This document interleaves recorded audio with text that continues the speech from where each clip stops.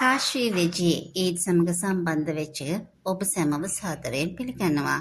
අද මම කරන්න යන්නේ රට කජු, අල, මෝරුංගා සහ රතු ලුණු තමා සාදන ලද දිව පිනවන රසවත් බැදුමක් සාදා ගැනීමටයි. ප්‍රථමයෙන්ම මෙම ද්‍රව්‍ය මම මෙතන අරන් තියෙනවා රට කජු. මෙතන මේස හැඳි 4ක් සහ ලොකු අල ගෙඩියක් මම හීනයට කපලා අරගත්තා. මෙතන තියෙනවා මුරුංගා හොදලා වේලලා වතුර අයින් කරගත්ත මුරුංගා කොළ. මෙතන තියෙන මුරුංගා කොළ මේස හැඳි 4ක ප්‍රමාණයක්. මෙතන තියෙනවා ලුණු. ඔබගේ රුචිකත්වයේ පරිදි මෙම ද්‍රව්‍ය ඔබට අවශ්‍ය පරිදි වෙනස් කරගන්න පුළුවන්. ඊළඟ අවස්ථාව මේ ඔක්කොම සියලුම ද්‍රව්‍ය වෙන වෙනම ගැඹුරු තෙලේ බැද ගන්නවා. පළවෙනියම ලුණු, ඊළඟට අල ටික, ඊට පස්සේ රට කජු ටිකත්, අවසානයේට මුරුංගත් වෙන වෙනම ගැඹුරු තෙලේ බැදගෙන තමයි අපේ ඊළඟ අවස්ථාවට සූදානම් වෙන්නේ. මේ සියලුම ද්‍රව්‍ය ගැඹුරු තෙලේ බැදුණු පසු මෙන්න මේ ආකාරයෙන් තමයි දිස් වෙන්නේ. පළමුවෙන්ම රතු ලුණු හීනයට ලියාගෙන බැද ගන්නවා. ලුණු ස්වල්පයක් දමාගෙන ඊට පස්සේ අල හීනයට ලියාගත්ත අල හිමිහිට බැද ගන්නවා. ඊට පස්සේ මම මුරුංගා කොළ හොදලා වේලලා අයින් කරගත්ත මුරුංගා කොළ ඒත් එක්කම මේ මුරුංගා කොළ වැඩි වෙලාවක් ලිපේ පිච්චෙන්නේ නැතුව ඉක්මනටම ගත්තාම මේකේ පෝෂණ ගුණය රැක ගන්න පුළුවන්. ඒත් එක්කම මම අවශ්‍ය පරිදි ලුණු සහ මිරිස් කුඩු මේකට එකතු කරගන්න ලෑස්ති. ඒත් එක්කම මේ තියෙන්නේ අපේ බැදගත්ත රට කජු. මේ රට කජු ටික ලෙල්ල පිටින්ම බැදගෙන ඊට පස්සේ වගේ හැන්දකින් පොඩි කරගත්තට පස්සෙ ඔබට දකින්න පුළුවන් මේකේ මේ ලෙල්ල ඉක්මනටම අයින් කරගන්න පුළුවන්.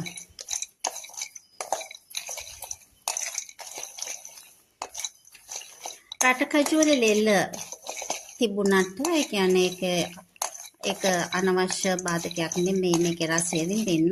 මොකද මේක ලෙල්ල කියන්නේ යම්කිසි ෆයිබර්ස් සහ තන්තු අඩංගුමය ආහාර කොටසක් නිසා ඒක තිබුණාට කමක් නැහැ. ඒකට අවශ්‍ය නම් මේ බැදගත් ගැඹුරු තෙලේ බැදගත් රට කජු වල ලෙල්ල අයින් කරගෙන පාවිච්චි කරන්න පුළුවන්. මම නම් මේ විදිහටම තමයි පාවිච්චි කරන්නේ.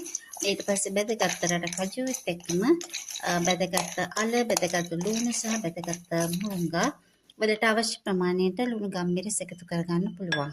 ඒක මම මික්ස් කරන්න යන්නේ. පළමුවෙන් මම මේකට ලුණු මුලින්ම දමලා තමයි බැදගෙන තියෙන්නේ. ඒක නිසා මම ලොකු ප්‍රමාණයක් ලුණු එකතු කරන්නේ නැහැ. එක එක්කෙනාගේ රුචිකත්වයේ විදිහට ඒගොල්ලන්ගේ රස අනුව මේකට එකතු කරගන්න පුළුවන්. මට පුළුවන් එකතු කරගන්න මේ වගේ මුලින්ම ලුණු ටික රට කජු ටිකට එකතු කරගන්න පුළුවන්. ඒත් එක්කම බැදගත් මුරුංගා කොළ, ඒත් එක්කම බැදගත් ආල ටික හීනියට කපලා ලියාගත්ත ආල ටික ඒ ඔක්කොම දේවල් බදින්න ඉස්සෙල්ලා යම්තන් ලුණු ප්‍රමාණයක් මික්ස් කරගෙන බැද්දාම ඒකට තියෙන ලුණු වල රසය ඒ බැදුමට එකතු කරගන්න පුළුවන්. දැන් මට පුළුවන් මේකට මේ වගේ හීනියට පැලගත්ත අල ටිකත් එකතු කරන්න.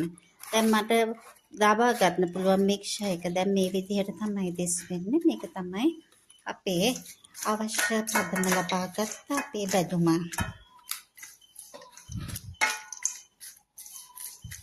මේ බැදුමට පුළුවන් මිරිස් කුඩු අවශ්‍ය ප්‍රමාණයට එකතු කරගන්න. මම වැඩි මිරිස් රසට කැමති නැති නිසා මගේ දරුවෝ මිරිස් රසට වැඩි කැමති නිසා හුඟක් මිරිස් මැකද කරන්නේ නැහැ.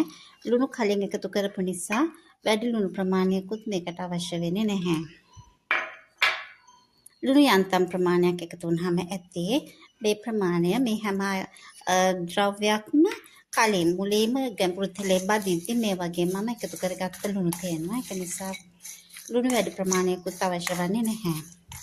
මේ බැදුම කල් තබාගෙන හොඳින් සෝදා වියලාගත්ත වීදුරු භාජනයකට දමලා අරන් තියාගත්තොත් මාස 3ක් පමණ පාවිච්චි කරන්න පුළුවන්. ශීතකරණයේ තිබ්බොතින් ශීතකරණයේ තියන්න නැතුව නිකන් එළිය තිබ්බොතින් සුමාන 3ක් අත්‍යවශ්‍ය විදිහටම සුමාන 3ක් පාවිච්චි කරන්න පුළුවන්. මේ වගේ තමයි අපගේ බැදුම දිස් වෙන්නේ.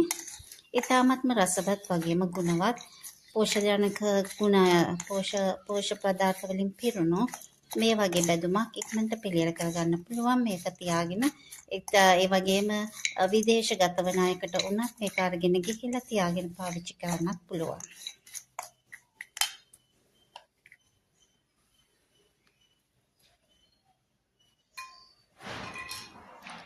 කාශී වෙජ් සමග එකතු වෙච්ච ඔබ සැමටම ස්තුතියි. ඔබගෙන් විශේෂ ඉල්ලීමක් තියෙනවා. මේ වගේ වීඩියෝ නැවත දකින්න ඔබට අවශ්‍යතාවය තියෙනවා නම් අපේ ඒව සම්බන්ධ කරගන්න අපේ channel එක subscribe කරන්න. ඒත් එක්කම ඔබට අවශ්‍ය යම්කිසි දෙයක් දැනගන්න අවශ්‍ය නම් අපිට comment එකක් එකතු කරන්න. ඔබ මේ වගේ බැඳුමක් පිළියෙල කරගත්තොත් ඒ ගැන විස්තරත් අපිට දන්නන්න.